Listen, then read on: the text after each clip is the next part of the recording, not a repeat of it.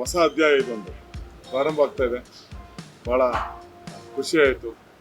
ಶಿವಕುಮಾರ್ ಅವರು ತಮ್ಮ ಅನುಭವವನ್ನೆಲ್ಲ ಕ್ರೋಢೀಕರಿಸಿ ಹೊಸ ಅಧ್ಯಾಯವನ್ನು ಪ್ರಾರಂಭ ಮಾಡ್ತಾ ಇದ್ದಾರೆ. ಅವರ ಹಿಂದಿನ ಅನುಭವ, ಈ ಒಂದು ಲೈನಲ್ಲಿ ಬಂದಿರತಕ್ಕಂಥ ಸಮಸ್ಯೆಗಳು ಎಲ್ಲವನ್ನು ಅರಿತಿದ್ದಾರೆ. ಇನ್ನು ಉತ್ತಮ ದರ್ಜೆಯ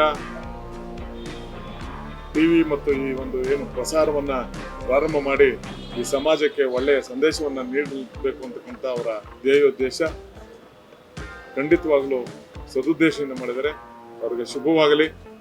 ಎಲ್ಲ ರೀತಿಯ ಏನು ಅನುಭವವನ್ನು ಹೊಂದಿರತಕ್ಕಂಥ ತಮ್ಮ ಕುಟುಂಬವನ್ನು, ಕರ್ನಾಟಕ ಟಿವಿಯ ಕುಟುಂಬವನ್ನು ಮುನ್ನಡೆಸ್ತಕ್ಕಂಥ ಶಕ್ತಿ ಶಿವಕುಮಾರ್ ಅವ್ರಿಗೆ ಇದೆ.